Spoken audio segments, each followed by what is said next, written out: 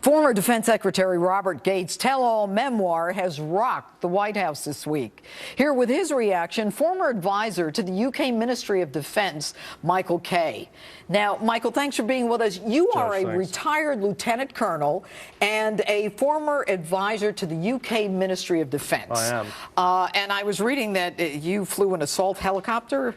Yeah, I did. I've done 10 operational tours of duty. I've done 3 in Baghdad. I crossed the border in 2003, up in between Basra and Fallujah. I've done 3 tours in Afghanistan. I worked with Carl Eikenberry in Kabul. I've done the strategic plan in Helmand Province. So I've been all over the place. This book that just came out, which is a bombshell, and it comes out actually next week, talks about a president who isn't sure of his own surge strategy, sending people into Afghanistan. How does that make someone who is in the military, when it comes to his own boss or the person sending him in, not even being sure whether they should be there?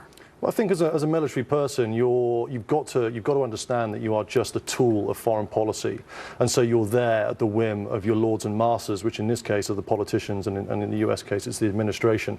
So I think as a military guy, if you're in country and you're fighting a war that the politicians don't actually believe in, it makes life a lot more difficult for you from a psychological perspective. But that said, I've got some real issues with Afghanistan, because in 2001, I think the US actually achieved the mission 3 to 4 months after 9/11, and that was to destroy the Al-Qaeda camps in Afghanistan, and the US did that supremely effectively. Where then we went wrong was this notion of providing a security blanket and a rule of law and rebuilding the country over the political, the economic, and the security lines of development. And that's really difficult. When we do things like that, Michael, I mean, the United Kingdom is very much a partner of the United States in these things. Absolutely, 100%. So, I mean, did you question it then? I mean, the whole idea of going into Afghanistan, which is ruled by these tribal organizations, you know, this one living in a cave and that one living in a cave. I mean, were you uncertain of that yourself? Yeah, personally, I mean, there were a lot of my guys that questioned it. And the reason for that is you've just got to look back to the insurgency in Vietnam. You've got to look back to the Soviets going into Afghanistan in the 1980s who walked away with their tail between their legs. You've got to look at the way that we didn't achieve our objectives in Iraq. So you've got to look at history.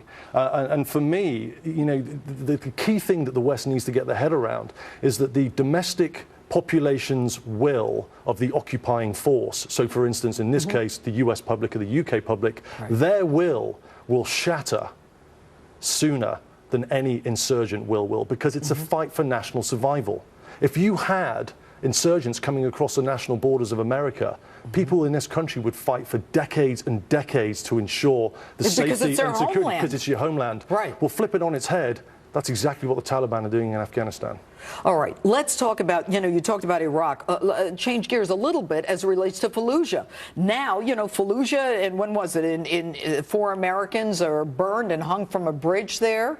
Now we have Al-Qaeda flags flying over Fallujah after all the men and women who were killed and maimed in Iraq. I mean, what was the point? Yeah, absolutely. I mean, this isn't a surprise to me, Judge, and the reason it's not a surprise is because Iraq is connected to Syria, like Afghanistan is connected to Pakistan. What happens is that Al-Qaeda thrive in ungoverned spaces. And the leader of Al-Qaeda in Iraq, a guy called Baghdadi, has actually moved to Aleppo in Syria to regenerate the Al-Qaeda cause in the form of ISIS. Okay, so he's the guy who's against Assad in Syria. Is that what you're saying? Yeah, I mean, they're the guys that are colluding with the FSA, but there's interfrictions there which we won't go into. The Free Syrian Army. Exactly, but what's going on in Iraq at the moment in terms of resurgence of Al-Qaeda in Fallujah, it's not a military issue, it's a political issue. And the reason I say that is you've got a divisive Shia Prime Minister in Maliki who actually sentenced his Sunni vice president to death a couple of years ago, who's now in exile in Turkey. This has created sectarian hatred between Shia and Sunni within Iraq. And so you then can't overlay a Western military force on top of that, on top of what's broken. And you know what? I have a feeling, Michael, that going forward, this country is going to learn a lot more about Shia, Sunni, Aleppo, and all that. I agree. Alawite, I should say. Yeah, anyway. let's stop putting a Band-Aid over a huge gaping wound. Let's actually look at the problem. And maybe we ought to look at what we're doing there in the first place. Anyway, Michael Kay, thanks for being with us. Good to see you as well. And coming up, who is the Obama crony picked to lead the IRS investigation? Stay with us.